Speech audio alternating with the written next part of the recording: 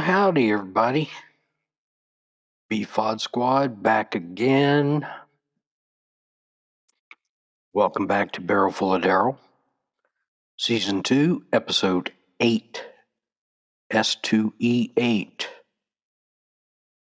And this is where I try to entertain you by talking about music, movies, provide a little bit of mirth, as well as some other funky ass shit along the way. Yeah. So it's good to have all of you back. Very much appreciate you guys tuning me in, putting up with me. Yeah. No, last episode I gave you a mystery movie quote, and it was, "We thought you was a toad." Well, this is from one of my favorites, "Oh Brother, Where Art Thou?" Yeah, I think I've done a couple of quotes by them, and I'm just going to have to cover that movie soon. A classic. So, in one scene, the three prison escapees are seduced by sirens who get them drunk. Well, the next morning, Ulysses and Delmar wake up to find that Pete is missing. Now, Delmar sees a toad hop out of Pete's overalls, and he's convinced that the sirens had turned him into a toad. And later on, they run into him in a movie theater, and Delmar keeps looking back at him saying, "We thought you was a toad." Yeah, very, very funny. So now, how about a mystery music lyric? Here it is. "Are you ready for the thing called love?" Hmm. That's from a song by somebody I've covered before, just as a hint. But I'll give you the answer to that next week. Let's talk about some music. Let me give you a few song titles and see if you can guess the artist. I Said, Play Me, Forever in Blue Jeans, America, I'm a Believer.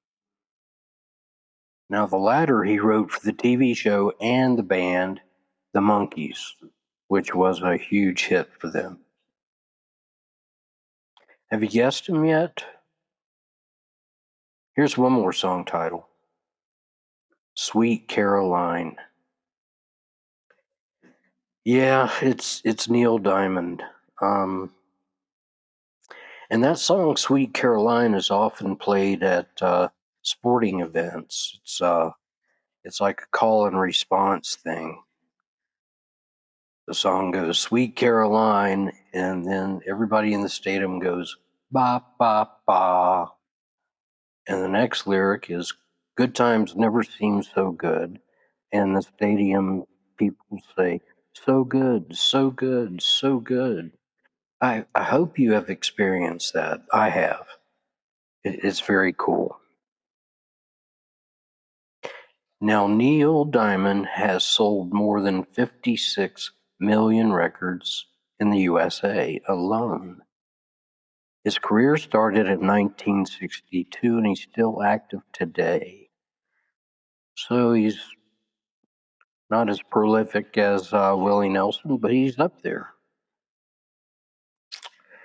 He has released 32 studio albums, 35 compilation albums, 8 live albums, 2 soundtrack albums, and 96 singles. Wow. Yeah. Now, he also played in the awesome concert, The Last Waltz, with the band called The Band. And he was the star of the movie The Jazz Singer, and he had an extended cameo role in the movie Saving Silverman. Now, like many of the artists I discuss, I first heard his songs on my little transistor AM radio. Yeah, I'm old. So he was born in New York City in 1941, and his grandparents were immigrants from Poland and Russia. And this influenced much of his songwriting, most notably in the song America. Huge, huge hit. Now, while in high school in Brooklyn, he was a member of the freshman chorus and choral club, along with Barbara Streisand. I don't know if you know that name. Surely you do. And along with the chess grandmaster Bobby Fischer. He was also on the fencing team, and he received a scholarship to New York University.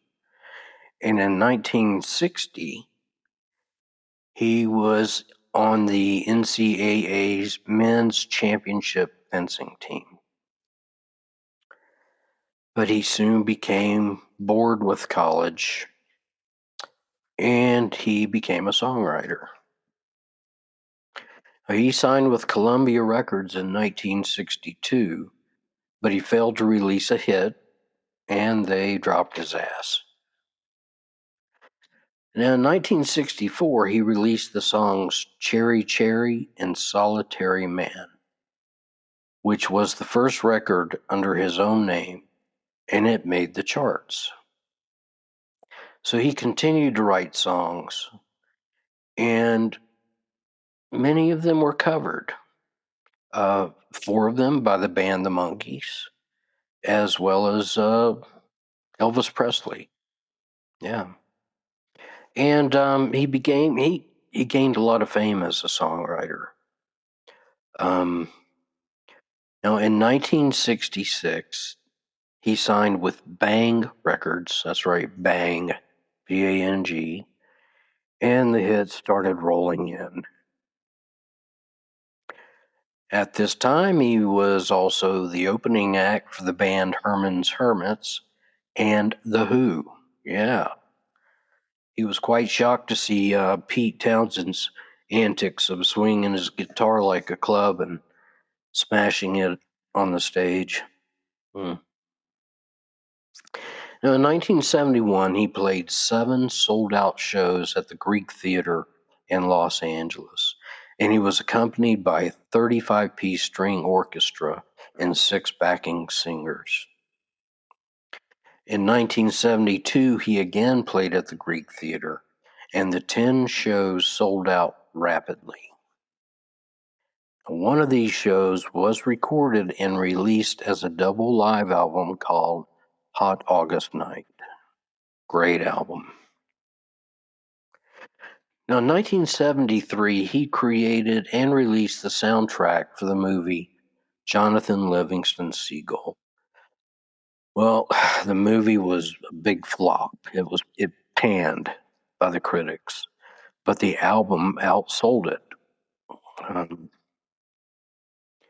Now, later on, he also released the album You Don't Bring Me Flowers, in which he sang a duet with Barbara Streisand on the titular song. Now, during the 1980s and 90s, he continued to release albums and hit songs. In 2005, this is notable, he released the album called 12 Songs, which was produced by Rick Rubin. Rick Rubin, his name keeps popping up, doesn't it? Now, this album is severely stripped down, back to basics type album, which was held as his best work in a long, long time.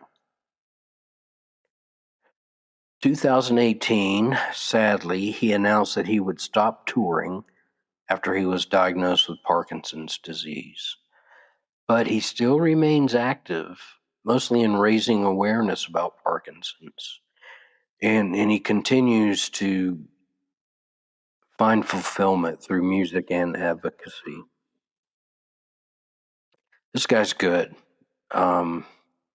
I think a lot of people dismiss him, but his writing is so great. His voice is great, and many, many hits.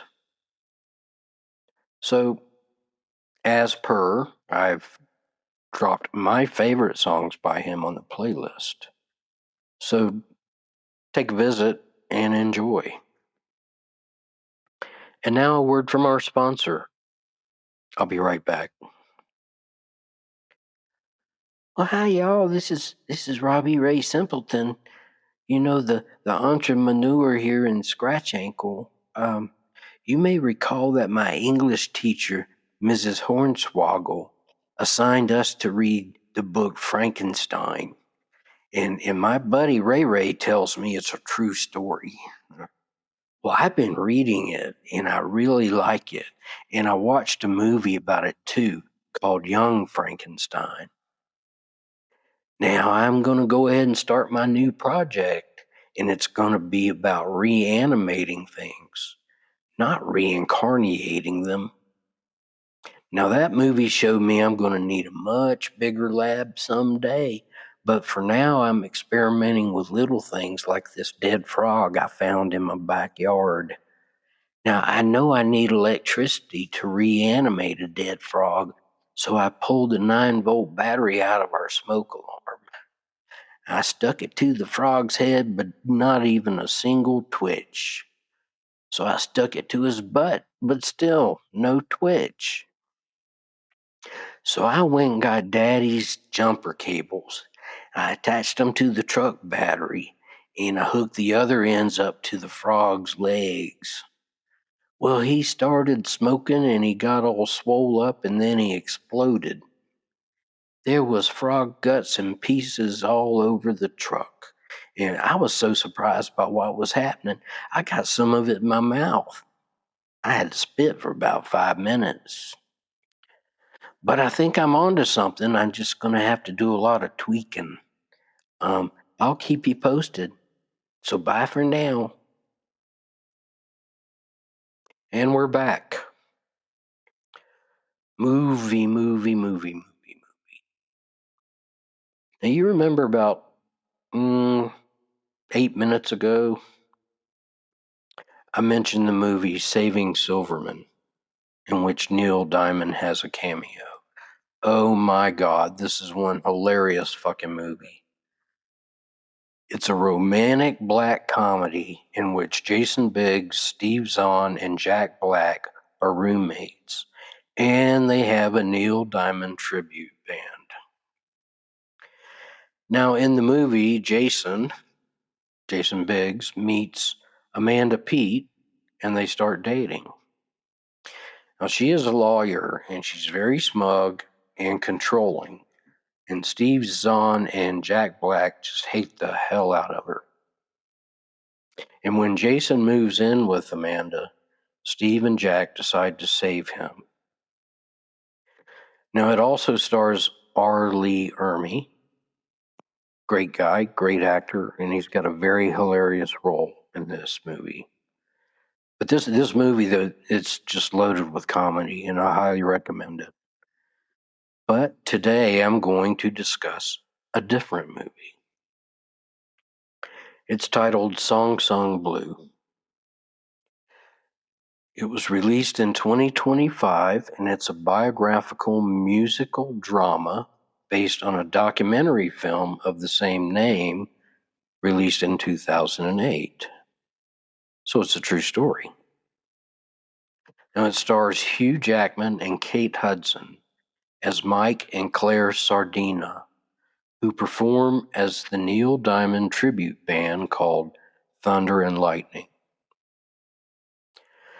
Now I gotta say, I really, two reallys, enjoyed this movie.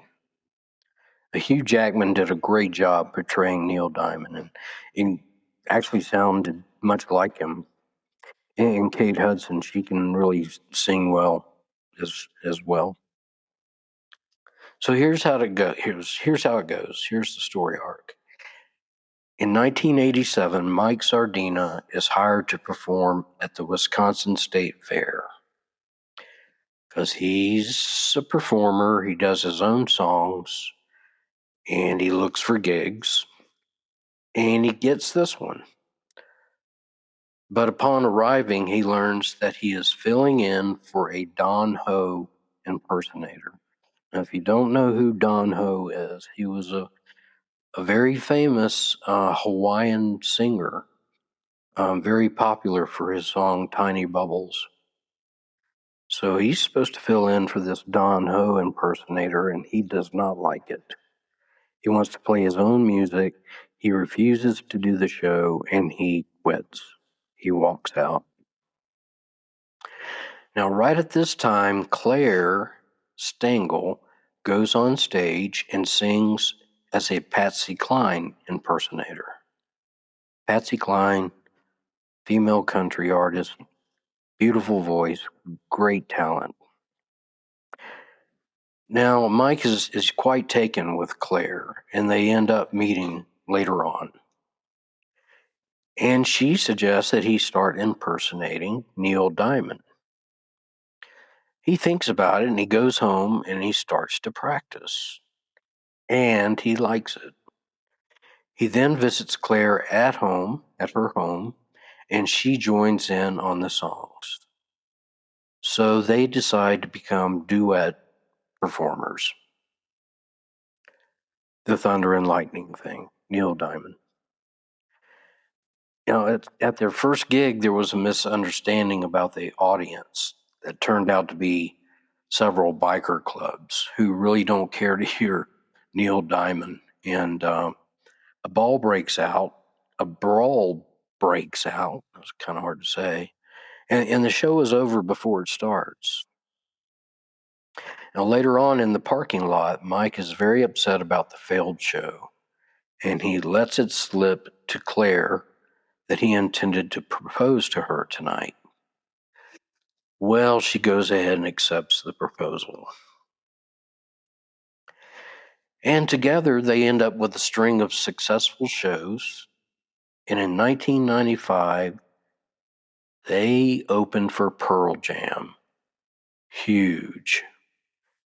Eddie Vedder even joins them on stage for the opening song, Forever in Blue Jeans. Wow. So fast forward to 1999, and Claire gets hit by a car while she's planting flowers in the yard in front of their house. Well, she ends up losing her left leg below the knee. And while at the hospital, Mike suffers a stress-related heart attack. So Mike grabs his daughter, pulls her into an adjacent room, and he convinces her to perform cardioversion, shocking his heart and saving his life. So now Mike and Claire, they're very depressed, and Mike takes a blue-collar job to support Claire's hospitalization. Claire suffers a psychotic episode, and Mike places her in a mental hospital to recover, and she does well. She gradually regains the ability to walk on a prosthetic leg, and she returns home. And she starts to push Mike to return to doing gigs as Lightning and Thunder, which they do. Eventually, they are asked to perform at the Ritz in Milwaukee on the same night that Neil Diamond is playing a sold-out show nearby. They agree to the gig, and they later find out that Neil wants to meet them in person after the show. Wow. So while preparing for the show, Mike has another heart attack. He falls over in the kitchen, hitting his head on the sink. Now, he recovers enough to perform, and he goes to the show. They perform, and the show is a huge success. So, all capital letters, spoiler alert. Here there be spoilers. You know what to do. So after the show, the successful show, they drive to a local frozen custard shop to meet with Neil. When they get there, Claire gets out of the car and learns that Neil is on his way. Well, she leans back into the car to tell Mike, but finds that he has died in the back seat. Wow. Now, like I said, I enjoyed every minute of this movie. It was just so heartfelt, and hey, it's kind of like a blast from my past because, I grew up with Neil Diamond music. But the music and the acting were top notch, and the story arc was perfect. I guess so, based on real life, right? Now, the documentary that was released, its release was postponed, awaiting approval from Neil Diamond to use his songs. And with the help of Eddie Vedder, Neil approved. Now, this movie is currently streaming on Peacock. I also recommend that you watch Saving Silverman, but it will cost you a gas station hot dog. Just tell them Daryl sent you. And now, word of the week. Effervescence. Effervescence. It's the release of gas from a liquid, producing bubbles, fizzing, or foam, such as with champagne, beer, or soda. Basically, it's the release of carbon dioxide. Now, it also means high-spirited enthusiasm in a person's personality. The type of person I typically avoid. Joke of the week. If smoking marijuana causes short-term memory loss, then what does smoking marijuana do? Let me give you another one. My boss says I'm preoccupied with vengeance. My boss says I'm preoccupied with vengeance. I told him we'll see about that. Mm. Okay, question of the week. Last week I asked you what is the difference between a psychopath and a sociopath? The answer is it's basically nature versus nurture. Psychopaths are born, sociopaths are made, typically by trauma. Now, both of these terms are diagnosed as antisocial personality disorder, ASPD. They both lack empathy and a disregard for social norms. Now, a psychopath has a lack of fear. He has no anxiety. He's attention seeking. I say he because it's predominantly males. Unemotional and a limited understanding between right or wrong. Lack of empathy and remorse. Inflated self worth.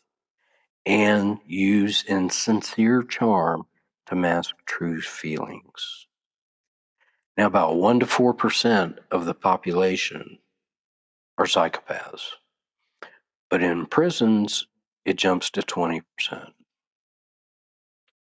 And these states have the highest prevalence of psychopaths: Maine, New York, Connecticut, New Jersey, Delaware, Maryland, Virginia, Wyoming, Nevada, and California. Yeah. And a sociopath, a bit different. They frequently get into trouble with the law and they make impulsive decisions. They have an increased aggression and a risk for violence. They're very impulsive and they take risk with no concern for safety.